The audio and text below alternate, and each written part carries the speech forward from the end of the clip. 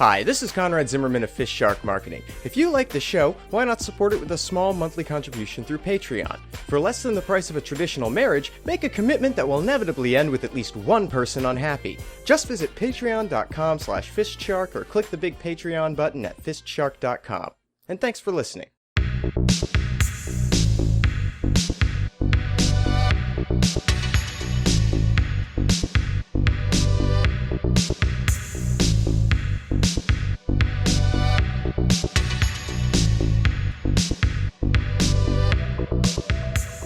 Oh, hey guys, I didn't see you there. I've just been playing this hot new app that everybody's talking about. I've just been collecting and training so much in just this office, and it's really inspired me to get out there on the streets and start walking around and interacting with people, you know? Like, it's really good for my social life. Yeah, let's go! Come on! You're all playing it? No. No, what is this? It sounds really cool. You've heard about it, though. Like, it's there's been news reports about it. Someone found a dead body playing this thing. Is this that thing with the guy and the fuzzy little friend and the ooh and That one? No, but it did completely steal everything from it. Oh, interesting. We just need to supplant the original with the replacement in people's minds, because right now everyone's fixated on this Pokemon Go thing. That's the one you're thinking of. Walk around with your phone out, GPS on, so that Nintendo knows exactly where you are, which again is something I'm very interested in, which is why I want to replace this thing. You catch the poked men out in the wild, a squirtle, a clitoris, whatever it is they find out there, and catch them using augmented reality. Use the camera phone so it looks like the poked man is there, right out in the wild, right next to your real dog that you're ignoring. And that is great, but we've been working with our software company, Baginsoft, who have developed their own app. You could call it a killer app. Don't call it that. Not until we've cleared up some lawsuits. But anyway, TrashBoyz Go is pretty much the word in augmented reality, creature collection, fun game time, social media app / microtransactions. All right. So how do we keep any sort of lawsuits at bay or any sort of direct comparisons by the press? Any accusations of cloning? We've done some cloning, but usually not in a high-profile sense. Not in the app sense either, actual cloning of people. Fine. This could get us in trouble unless we're sneaky. So how do you think we can get around that? It's genius. On paper, it's a non-profit presentation. This is to spread awareness. It's an ecological move. Oh. In the same way that PETA can get away with copying Nintendo's games, Baginsoft gets away with it because it's an eco-friendly app. We're taking the good work started by Pokemon Go, and we're bringing a little social consciousness into it as well. And that's why the TrashBoyz are, unlike Pokemon, which are just a collection of random animals, are trash-themed monsters who live in the environment that you've got to, grab on your phone using your iPhone or your Android camera and get them. Grab with your hand as you look at it with your camera? Gotta catch 'em all. The TrashBoyz trademark. Okay. I can see this. See, I'm not familiar at all with this phenomenon of people. I just assumed everybody was looking at their phones, getting important text messages or checking their stock figures. So I didn't realize that this was some game that people were playing. You're telling me that people are looking at their phones and finding little monster things and then reaching out and catching them. Yes, which is, it was a little alarming for the senior partners until I told them that it's very different from that crystal that they've got. No, I can see how that could be of concern to them. Yeah. No one's discovered anything, so they're safer.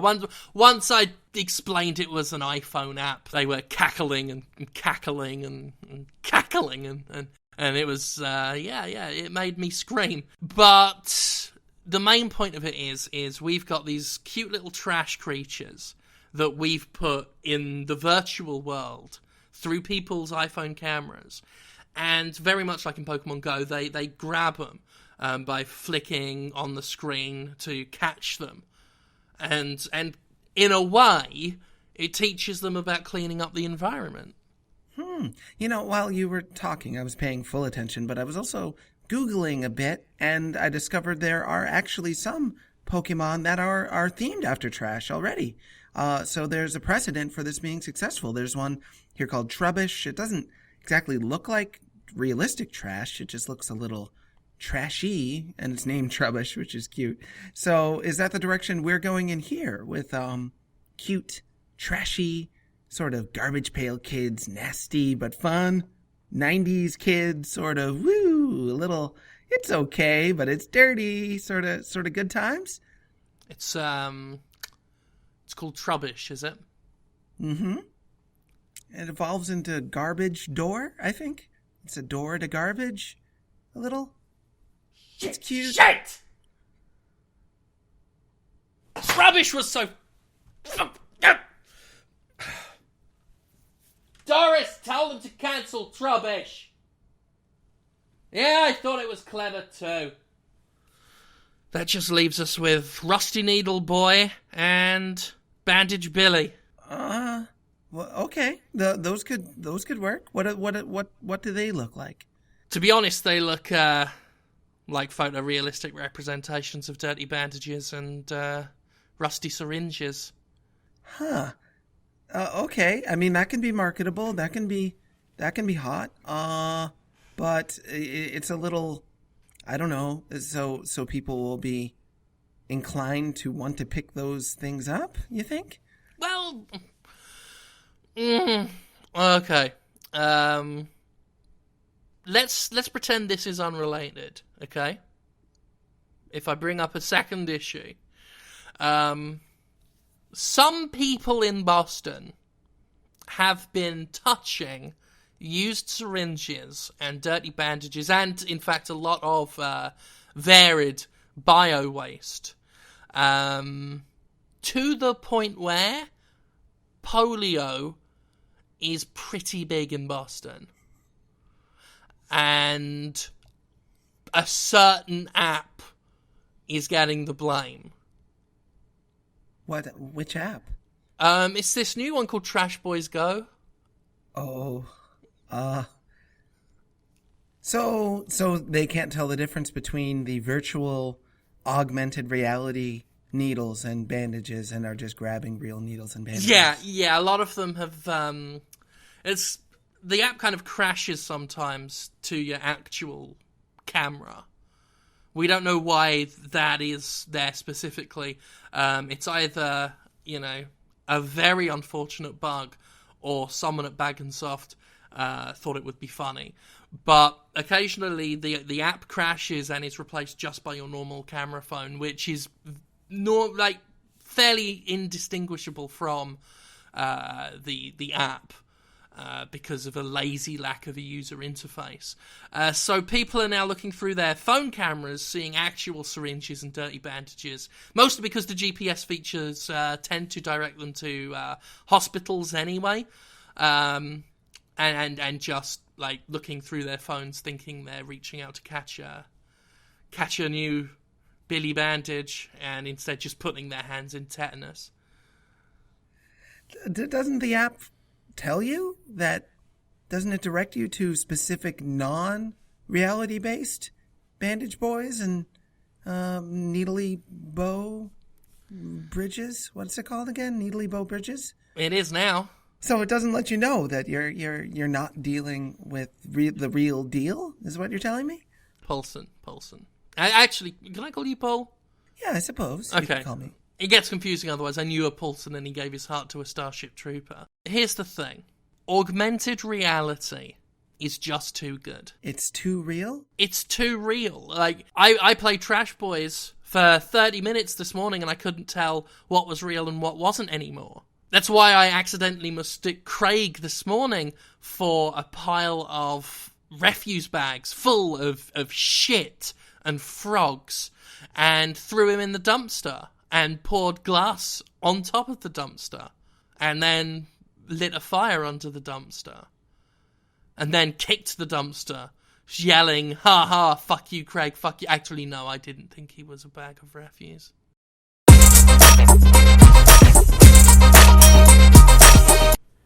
So, Jim, I just got off the phone with Dean Cain. He's got a phone? He's apparently got a whole lot more. He tried to place an order for pepperoni. To who? To us? Yeah. I mean, normally that's Val's deal, and he's ordering pizzas. But that was actual Dean Cain. It was actually Dean Cain, and he wanted supplies. I think he's running a pizza restaurant. Oh!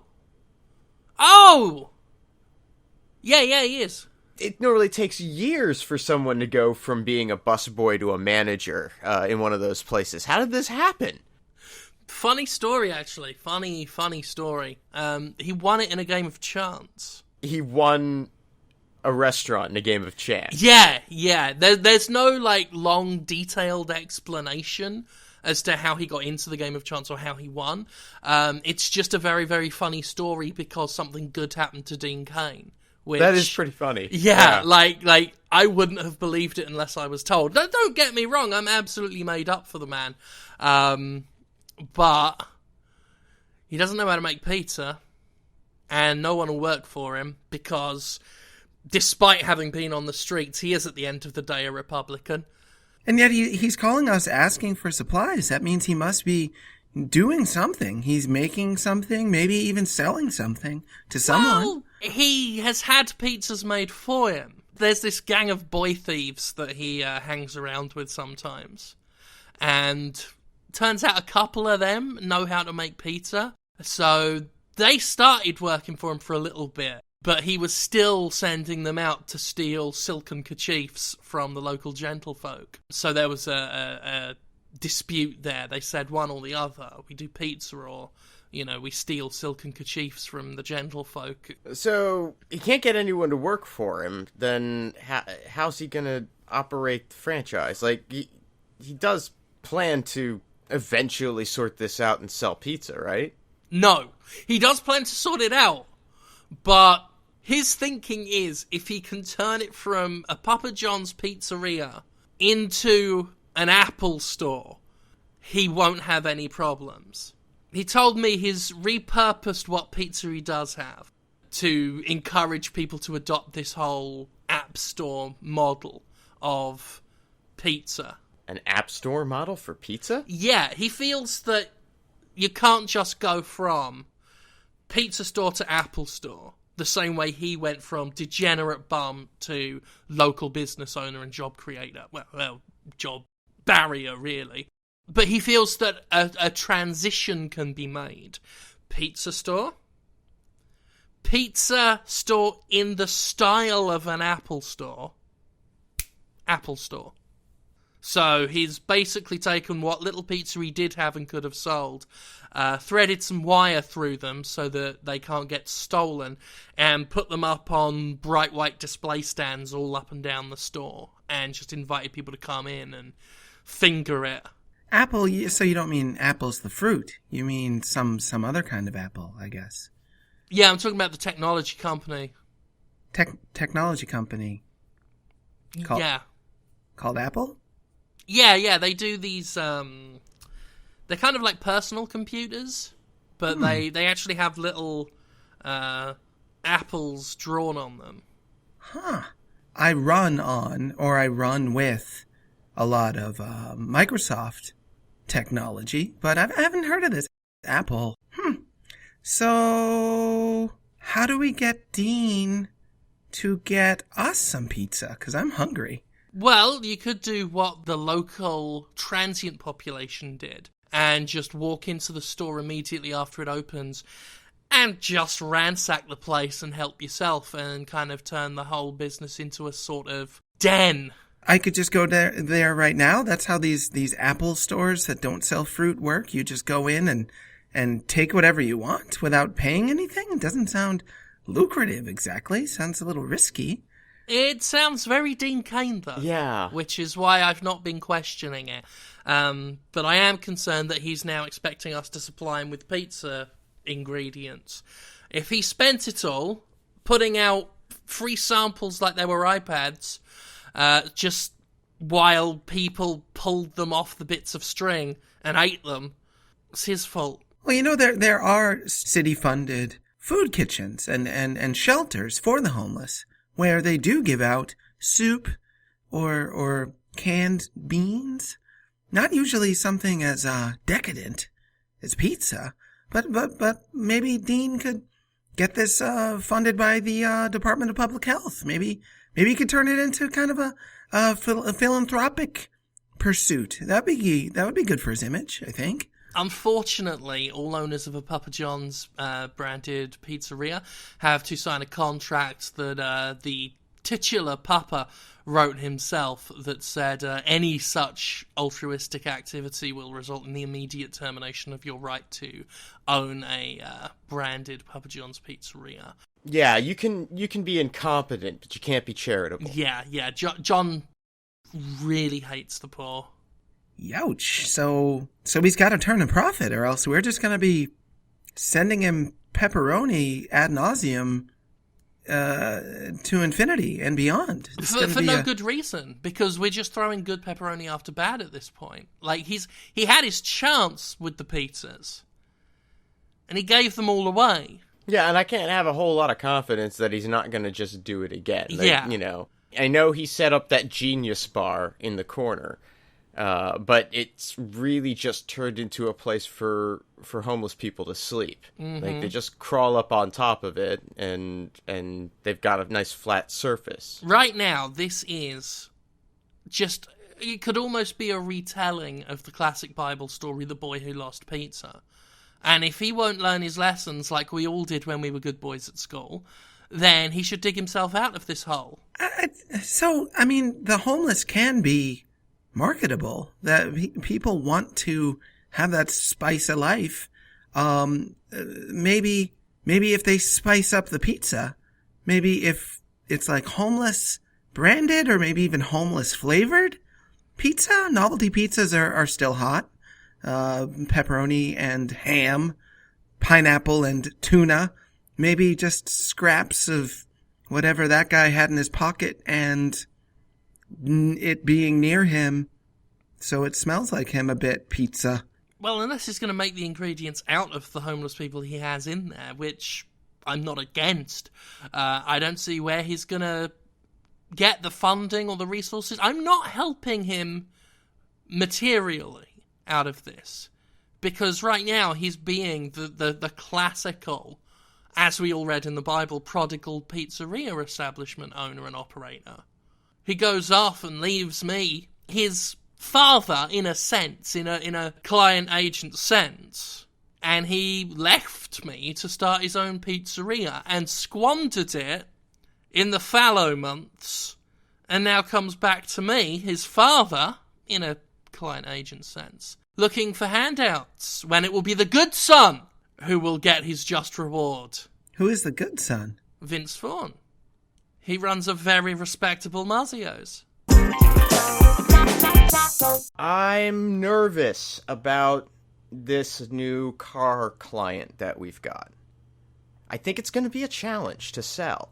The automotive industry has been doing the same thing effectively year on year for 100 years now, and I don't know, I'm just not convinced that this alternative fuel market is going to be the success that everyone expects. Mm-hmm. Certainly not that electric car stuff. I mean, don't get me wrong, I think what we've got in mind is a much better approach. Oh yeah, I mean, Tesla, they think they've got the market cornered on energy-efficient cars. What kind of name is Tesla anyway, right? Like, what does it... Tesla? You want to go with a name that people associate with energy, right? Oh, yeah. With innovation, with invention. I mean, that's why Edison Autos is the way to go. I've always been on board with Edison Autos. For my money, the original electric car. Originality is a hallmark of the Edison name. Absolutely. Right? Our electric cars are so original, they don't run on electricity. No. Not like Tesla, with its quaint electric car that actually runs on electricity. It's a little on the nose. I mean, I think we all agree that the oil industry has had a stranglehold on cars for a long time. Far too long. Far too long. We're not going back to gas. No, because we want to move forward. We don't want to move Gas, backwards. shove it up your ass. Electric, stick it up your dick. Coal, that fills my soul. Coal is the future. Edison cars that run on coal. It's the most natural resource we've got. We have more coal in this country than anything else. It's so easy to collect. We're going to create tons and tons of skilled jobs for people to acquire and pull the coal. I mean, coal employs way more people than oil because oil is automated, right? You get the drill in there and you start pumping and it does itself. Coal, you have to send people down there and have them pull it out. True, but that's expensive. That's time consuming. It's dangerous. They die down there. Those miners. It's cheaper than electricity. It's cheaper than what Tesla's doing. Paying all those little blue electric goblins to run down the wires and live in the cars. Yeah, I mean, do you have any idea what the annual income of a goblin is? They're paying them ridiculous sums of money just to inhabit their vehicles, and it makes no sense to me. I've tried to wrap my head around this whole electricity thing. I mean, a goblin or two in a light bulb I can handle, but powering a car? No, thank you. No, steam all the way. Steam is something I can see. I understand what pressure does for things. Exactly. I get. You can see the exhaust, right? And you know it's doing something when you work with coal and steam. And unlike gas, it's good for the environment because coal is a natural resource. It comes from the earth. It's not going to damage the earth, not like gas, which comes from oil tankers. Well, the problem with gas is all of the refining process. I mean, that's the hubris of man, right? To look at something that comes from nature and says, you know what? We can do better. Oh, so much hubris. Cars in general are an example of that hubris in a way. And goblins are what make electricity go round. It's always been my understanding. Yeah, that's what I learned in school. Then how does coal work? You put it in a big fire, and it makes your car go. I don't see what the... It's so simple. Why is this difficult? You're not using goblins, and you're not refining oil, which I don't even know how that works. What do? They teach it how to, sit upright and talk with a posh accent? I don't know how you refine oil. I think they put a book on its head and tell it to walk across a room back and forth. Unbelievable. Waste of time and money. We could be educating our children. Not oil. Coal, all you need is a big furnace, a muscular man with a bit of grime on him. Not so he's too dirty, but just enough to get him to glisten. Right, it needs to be sexy, not disgusting. Mm-hmm. Yeah, there is a line. And he just shovels coal into your big furnace at the back of your car. Vroom, vroom, off you go. And poison. And poison? Oh yeah, our cars run on coal and poison. You put poison in the car and it runs, or poison comes out of the car? Yeah, I mean, well, if you're going with an Edison hybrid, if you want to be a little bit cleaner, because, no energy source is 100% clean. I'll even admit that coal, while the safest energy source we have, is, makes people cough a little bit.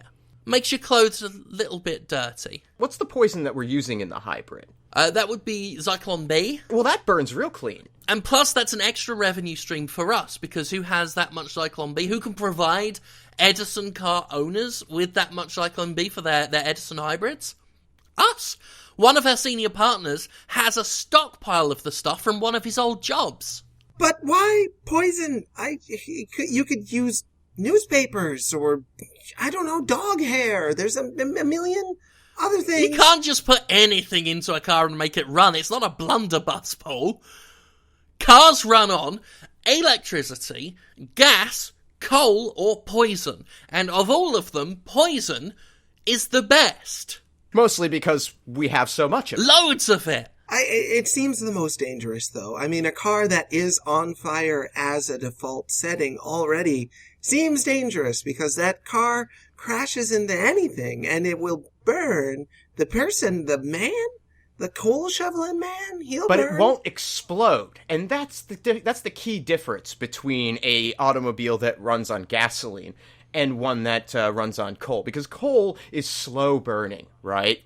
It takes a long time for it to exhaust itself, which means it's not going to just go up in an immediate fatal flash. Yeah. It's going to be a very, very prolonged burning process. Plus, any passengers in the car will probably die of the fumes first, which is a way more peaceful way to go than a fiery gas explosion.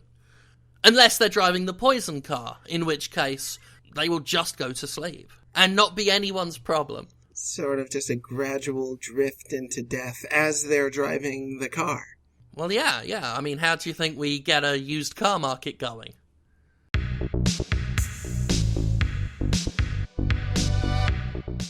FistShark Marketing is Jim Sterling, Conrad Zimmerman, and Paul Sincere.